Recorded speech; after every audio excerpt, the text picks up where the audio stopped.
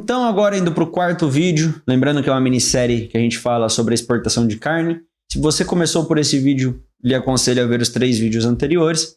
Se você quiser ficar direto nesse, fica à vontade, mas talvez a gente fale alguns conceitos que a gente já discorreu nos vídeos anteriores.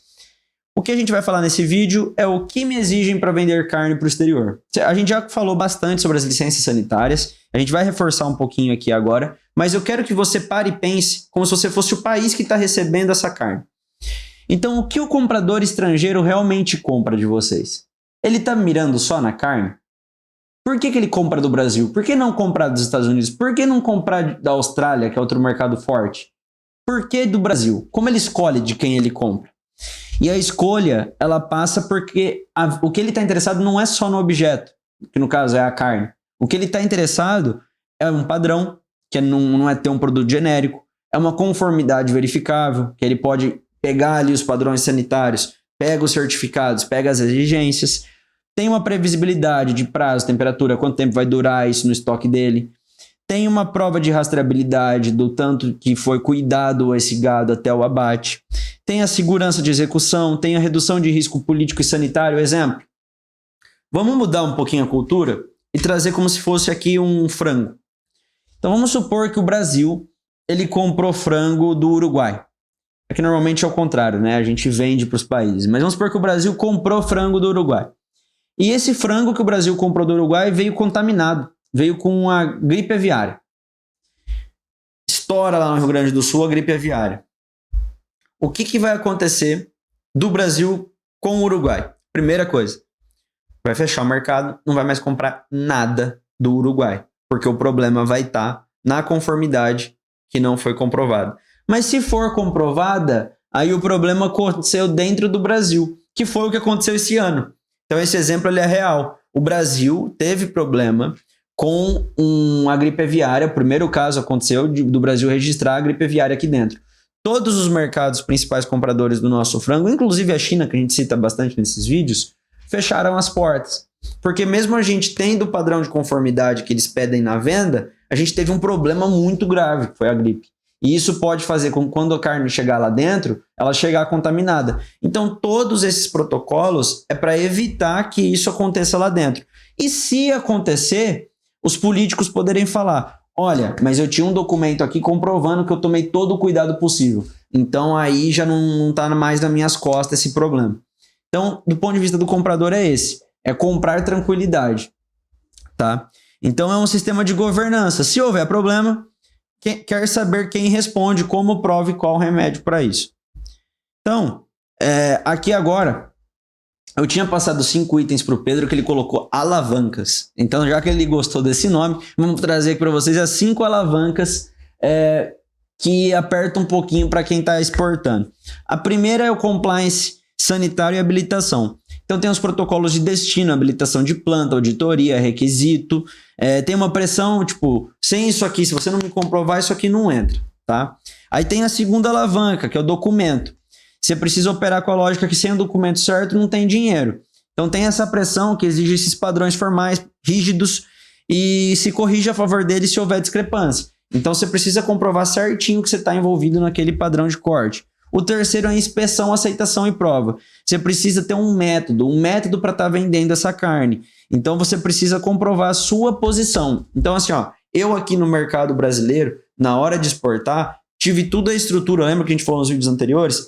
Tive toda aquela estrutura bem formada, tá bem alicerçada, eu consegui comprovar. Se der qualquer problema, foi dentro do seu mercado. Não foi aqui no Brasil no momento da minha exportação. Então você, na hora de vender de novo, se você for aquele exportador indireto, que é quem vende pro frigorífico, que vende para trading, se você passou uma mercadoria com problema, você vai entrar numa lista negra. Pô, não vou mais comprar desse cara que veio contaminado. Agora, se você comprovou tudo certinho, a chance de você não ter a porta fechada é muito maior. Então, por isso você tem que ter essa cultura da terceira alavanca. A quarta alavanca fala de preço e condição econômica. Aqui a gente fala de cota, tarifa, câmbio e frete. Então, reprecifica o risco em cima de eventos externos. Tarifa, cota, custo logístico, volatilidade. Ou ajusto o preço, ou eu não retiro. Aqui, você pode ter visto uma notícia, é só você jogar China, taxa, carne brasileira. Então você vai ver que agora em janeiro foi taxado toda a carne brasileira que ultrapassar a exportação de 1,100 toneladas. Então a gente vai ver que vai ter essa taxação a partir de atingir essa meta. Ano passado o Brasil vendeu 1,700. Então se vendeu 1,700, a gente já teria 600 taxado no ano passado. Se já houve essa taxação, isso vai afetar como o mercado de exportação de carne? É essa pergunta que nem eu vou responder agora, me atrever a responder. A gente precisa ver resultados para poder passar projeções. Tá? Então, aqui o que a gente está querendo dizer é quanto que a cota, tarifa, câmbio e frete pode afetar. E no seu contrato você tem que colocar que como você vendeu quando ainda não estava nesse momento de ter atingido o 100, tem que ter mantido o seu preço. Tá? E a alavanca 5, é o que a gente falou um pouquinho ali na aula, no vídeo anterior, quando a gente falou sobre a possibilidade das cláusulas contratuais que a gente coloca em um contrato de exportação, a gente falou um pouquinho de disputa. Então, qual lei vai ser seguida? Normalmente, se é um contrato Brasil e China, a gente coloca uma terceira legislação para estar resolvendo. Uma legislação inglesa, por exemplo. Então, a gente fala de lei, foro, arbitragem e tempo. Então, escolhe os mecanismos que aumentam o custo do litígio para o exportador. Mas, assim, o que a gente tende a ter bem amarrado, se tiver um contrato bem feito, é diminuir esse risco e garantir você, exportador, em boas condições. Agora, só para tomar uma aguinha.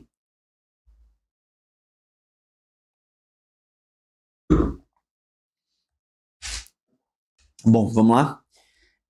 Como o exportador se protege sem brigar? Primeiro, transformar a exigência em cláusula e procedimento. Então, tudo que eles pedem para você, você vai colocar nos contratos. Então, você vai criando essas estruturas de alicerce. Isso vai te deixar numa posição muito forte aqui no mercado interno, porque, nossa, olha esse cara que cria gado aqui. Eu vou comprar do Pedro Avelino, que cria 100 cabeças de gado, mas não documenta nada, ou vou comprar do Pedro Rocha, que documenta tudo? Vou comprar do Rocha, porque se der qualquer problema, tá aqui, ó, toda a certificação, tá bonitinho. Então, tudo isso que eles exigem lá na frente, se você quiser vender indiretamente ou diretamente depois de todo aquele processo de transformação de você no mercado exportador, você vai ter tudo documentado, tudo certinho. E como que você faz isso, que é uma pressão, virar a seu favor? Instituir isso na sua criação como cultura. Então, hoje eu sou um produtor rural, eu domino muito bem meu campo, mas eu ainda tenho aquela cabeça do tipo, nossa, eles só fazem isso para nos complicar. Se você ficar só reclamando, sem arregaçar as mangas e for para resolver, você só vai ficar reclamando de um problema. Quando você transforma um problema em solução, é quando você pega isso, que é uma dificuldade, eu não estou falando que é fácil, eu estou falando que é difícil, que você precisa fazer isso para se colocar no jogo. Mas a partir do momento que você fez, adapta para colocar em toda a sua cultura, cada criação sua. Ah, vai ficar um pouco mais caro, mas você vai receber mais caro pela sua carne, porque você vai vender para um mercado melhor. É isso que a gente está tentando passar para vocês como cultura, gente. Segundo, amarrar base operacional ao topo do iceberg. Então, basicamente, é pegar todos aqueles contratos, fazer um zoom.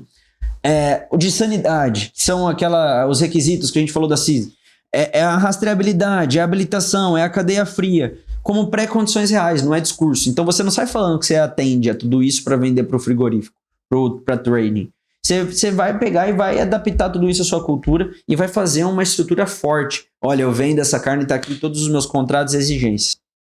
Ah, eu quero comprar sua carne. Não vendo por menos disso por causa que eu sei o quanto foi caro me adaptar a essa cultura. Você vai vender caro. 3. Blindar o dinheiro com governança documental. Que é claro, lista padrão, prazo, correção, efeito de discrepância e pagamento alinhado ao risco. Então, é o que eu falei.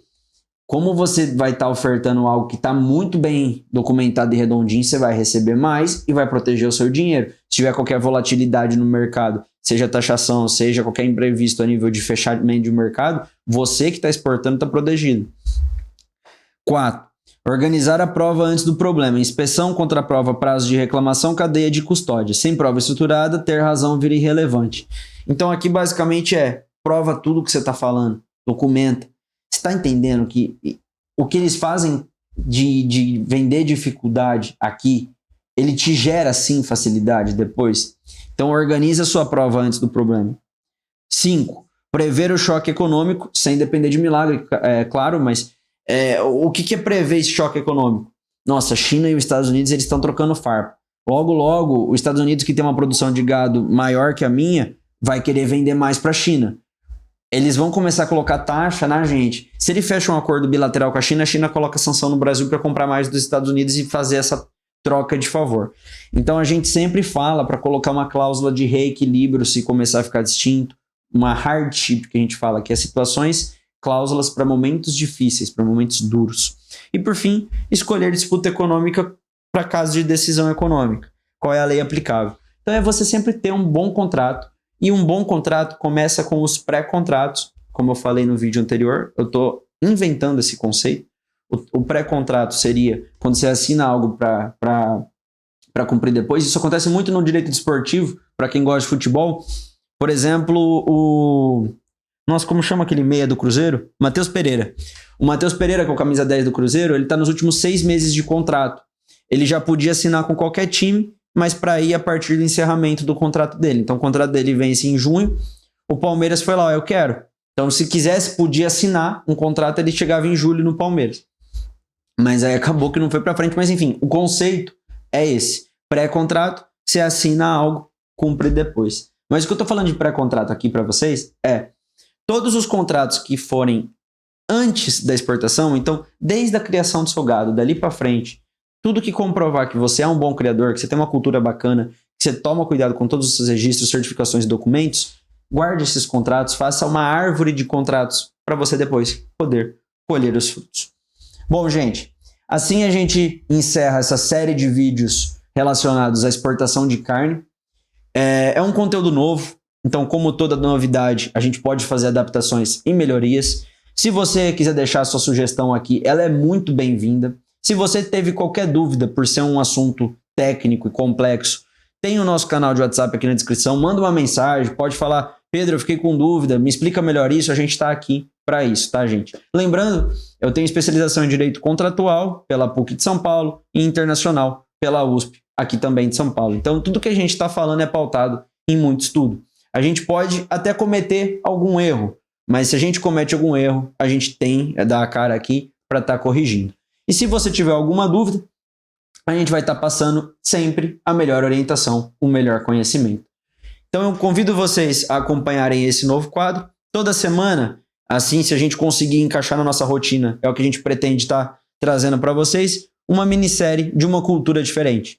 Nessa primeira semana agora, envolvendo carne. Na próxima semana, uma nova cultura, pode ser café, algodão, qualquer fruta, e assim por diante. Então toda semana, uma minissérie, 4 vídeos de 10 a 15 minutinhos ali por vídeo, para você encaixar no que você assiste e sair de um produtor rural organizado, mas com a sua cultura, para um produtor rural organizado e pronto para dar o passo à frente, se tornando um empresário rural ao lado da Rocha Maso. Um grande abraço e uma ótima semana para todos os amigos.